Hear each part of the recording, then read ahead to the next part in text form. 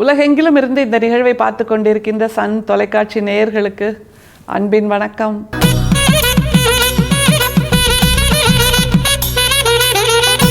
வள்ளல் பெருமானை வாசிக்க வாசிக்க, வள்ளல் பெருமானை நேசிக்க நேசிக்க, வள்ளல் பெருமானை யோசிக்க யோசிக்க, வள்ளல் பெருமானிடம் யாசிக்க யாசிக்க நமக்கு நிறைய இருக்கிறதுங்கிறத ஒவ்வொரு நாளும் உணர்ந்துக்கிட்டு இருக்கோம்.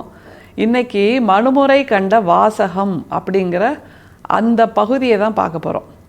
சோழ மன்னனை பற்றிய சரிதம் அது உரைநடையில் எழுதப்பட்டிருக்கிறது. அதில் ஒவ்வொரு பக்கமாக திருப்ப நமக்கு என்ன தெரியுமா ஆச்சரியம் வருது? நம்முடைய வள்ளல் பிரானுடைய அந்த தமிழ், அதனுடைய கடல் மாதிரி பொங்குகின்ற அந்த பிரவாகம், அருவி மாதிரி கொட்டுகின்ற அந்த நிலை, ஒரு மிகப்பெரிய ஜீவநதி மாதிரி பாய்ந்து கொண்டே இருக்கின்ற அந்த நிலையை பார்த்தால் ஆச்சரியமாக இருக்குது. எங்கே இருந்து இவருக்கு இப்படியான தமிழ் வந்து வாய்த்தது? அதை தவிர நினைப்பதையெல்லாம் தமிழில் மொழியில் கொட்ட முடியுதே இவருக்கு. அதை தவிர மிகப்பெரிய ஆன்மீக புரட்சியெல்லாம் செய்திருக்கிறார். வாழ்கின்ற அந்த 51 வருஷத்துக்குள்ளேயே இவ்வளவும் எப்படி செய்ய முடிந்தது அப்படிங்கிறது தான். அதுவும் மனுமுறை கண்ட வாசகம்ங்கிற அந்த பதிகம் ஒரு புதினம் போல இருக்குது. அப்படின்னு பார்த்தா 19ஆம் நூற்றாண்டிலேயே 20ஆம் நூற்றாண்டில் தான் புதினம் வருது தமிழ் இலக்கிய பரப்பில். ஆனால் 19ஆம் நூற்றாண்டிலேயே உரைநடையில் ஒரு புதினத்தை கொடுத்தவர் நம்முடைய வள்ளல் பிரான்கிற அந்த பெருமைக்கும் அவர் சொந்தமாகிறார்.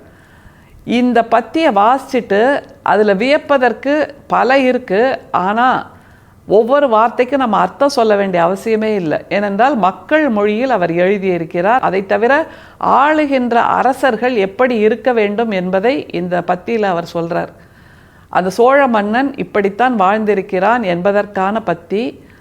ஒரு காலத்தில் சோழ மன்னன் என்பதாக இல்லாமல் மக்களை ஆள்கின்ற எல்லோருமே இப்படியாக இருக்க வேண்டும் என்பதை மக்களாட்சி காலத்திலும் சொல்லுகின்ற ஒரு பதிகமாக மனுமுறை கண்ட வாசகத்தை வள்ளல் பெருமான் சொல்கிறார்.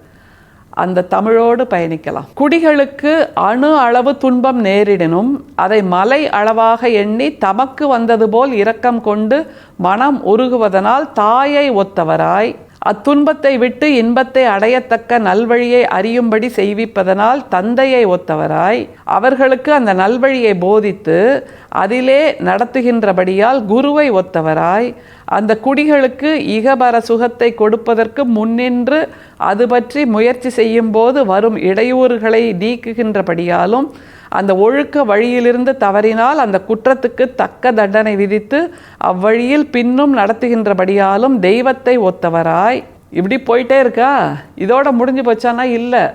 இவரை ஒத்தவராய் அவரை ஒத்தவராய் அப்படின்னு தொடர்ந்து போயிட்டே இருக்கு. பக்கம் பக்கமாக எந்த முற்றுப்புள்ளியுமே இல்லாமல் தொடர்ந்து எழுதி கொண்டிருக்கின்ற ஒரு மாபெரும் சாதனையை வள்ளல் பிரான் செய்திருக்கிறார்.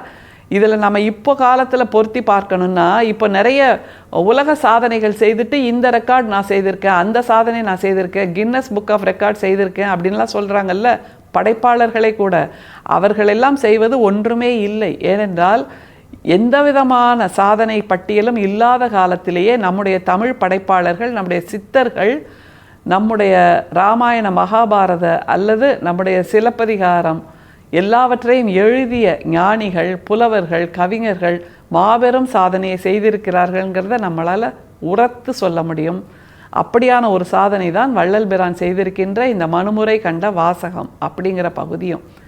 ஏன்னா அதில் இருக்கக்கூடிய தமிழ் மிக வியப்பை கொடுக்கின்ற தமிழ். அதை தவிர ஆளுகின்றவர்கள் எப்படி இருக்க வேண்டும் என்பதை இலக்கணமாக சொல்கின்றார். தாயை ஒத்தவராய், தந்தையை ஒத்தவராய், குருவை ஒத்தவராய், தெய்வத்தை ஒத்தவராய் இருக்க வேண்டும் என்று அவர் சொல்கின்ற பட்டியல் ரொம்ப ஆச்சரியமாக இருக்குது. திரும்ப அந்த வார்த்தைகளில் பயணிக்கலாம். குடிகளுக்கு அணு அளவு துன்பம் நேரிடனும் அதை மலை அளவாக எண்ணி தமக்கு வந்தது போல் இரக்கம் கொண்டு மனம் உருகுவதனால் தாயை ஒத்தவராய். இப்படி தானே இருப்பாங்க அம்மாக்கள்லாம். நம்முடைய குழந்தை கீழே விழுந்துடுச்சுன்னா அடடடடா ஓடியா ஓடியா ஓடியா, குழந்தை விழுந்துட்டே அடிக்கணும், முட்டி வலிக்குதா அடிச்செல்லாம் அப்படின்னு அதை தடவி கொடுத்து அந்த வலியை போக்குகின்ற அந்த தாய்மை பதட்டம்னு ஒன்று இருக்குல்ல, தாய்மை பரபரப்புன்னு ஒன்று இருக்குல்ல, தாய்மை பெருங்கருணைன்னு ஒன்று இருக்குல்ல, அப்படி குடிமக்களுக்கும் அந்த அரசன் நிலையிலிருந்து பார்த்தால் அல்லது தலைவன் நிலையிலிருந்து பார்த்தால், ஆட்சி செய்பவர்கள் நிலையிலிருந்து பார்த்தால் அந்த துன்பம்ங்கிறது ஒன்றுமே இல்லாததாக தோணும். ஆனால் அந்த குடிமக்களுக்கு அதுதான் வாழ்க்கையிலேயே மிகப்பெரிய துன்பம். அப்படி உணரணும். அதனால்தான் தாயை ஒத்தவராய் அப்படின்னு வள்ளல் பிரான் சொல்கிறார்.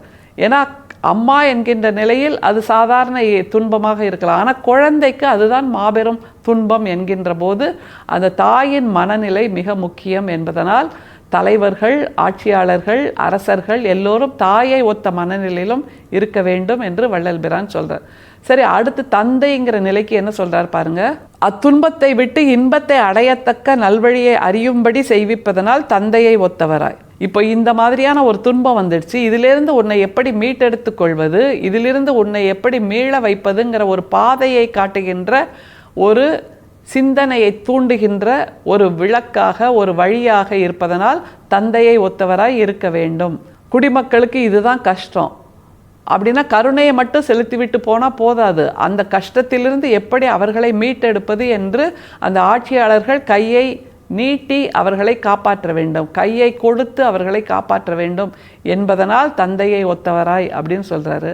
அடுத்து வர்ற உவமை ரொம்ப சுவாரஸ்யமாக இருக்குது. அவர்களுக்கு அந்த நல்வழியை போதித்து அதிலே நடத்துகின்றபடியால் குருவை ஒத்தவராய். இந்த பாதையில் போப்பா, உனக்கான விடியல் கிடைக்கும், இந்த பாதையில் பயணம் செய், இந்த திசையில் பயணம் செய், உனக்கான தெளிவு கிடைக்கும் என்று அந்த திசையை காட்டுபவராய், திசை காட்டுகின்ற துருவ நட்சத்திரமாய் இருப்பதாய் குருவை ஒத்தவராகவும் இருக்க வேண்டும் என்று சொல்கிறார். அடுத்தது, அந்த குடிகளுக்கு இகபர சுகத்தை கொடுப்பதற்கு முன்னின்று அது பற்றி முயற்சி செய்யும் போது வரும் இடையூறுகளை நீக்குகின்றபடியாலும் அந்த ஒழுக்க வழியிலிருந்து தவறினால் அந்த குற்றத்துக்கு தக்க தண்டனை விதித்து அவ்வழியில் பின்னும் நடத்துகின்றபடியாலும் தெய்வத்தை ஒத்தவராய். அந்த குடிகளுக்கு உயர்வை அடைய வேண்டிய வழிகளை காட்டி அவர்களின் உழைப்புக்கேற்ற உயர்வை கொடுக்கின்ற நிலையில் இருக்க வேண்டும் தலைவர்கள், ஆட்சியாளர்கள், மன்னர்கள், அரசர்கள், குருமார்கள் என்று வள்ளல் பிரான் சொல்கிறார்.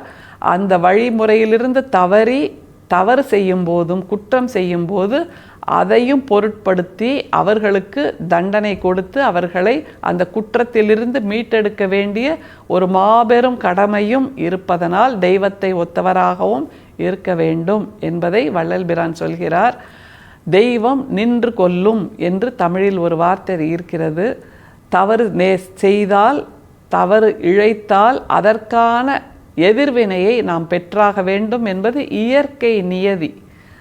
அதில் தமிழ் மொழி சொல்லுது, வேற மொழி சொல்லுது என்பதை விட இயற்கை நியதி, நேச்சுரல் ஜஸ்டிஸ் என்பது அதுவாகத்தான் இருக்கிறது என்பதை வள்ளல் பிரான் 19ஆம் நூற்றாண்டிலேயே சொல்லி சென்றிருக்கிறார் என்றால் இது ஒரு டாக்ட்ரினாக நாம் எடுத்துக்கொள்ளலாம், ஒரு பிரகடனம். இதுதான் மிகப்பெரிய அரசியல் அறிக்கை என்றும் நாம் சொல்லலாம். ஏனென்றால் எல்லா காலத்திலும் அரசியல் என்பது மக்களுக்கானது, மக்களுக்கானது தான் ஞானம், மக்களுக்கானது தான் சித்தர் இலக்கியம், மக்களுக்கானது தான் எல்லா படைப்புகளும், மக்களுக்கானது தான் இந்த பிரபஞ்சம், மக்களுக்கானது தான் இந்த பூமி என்றால் இந்த கருத்தை எல்லா ஊரிலும் நாம் பொருத்தி பார்க்கலாம், எல்லா மொழியிலும் நாம் பொருத்தி பார்க்கலாம். பொருத்தி பார்க்க துவங்குவோம்.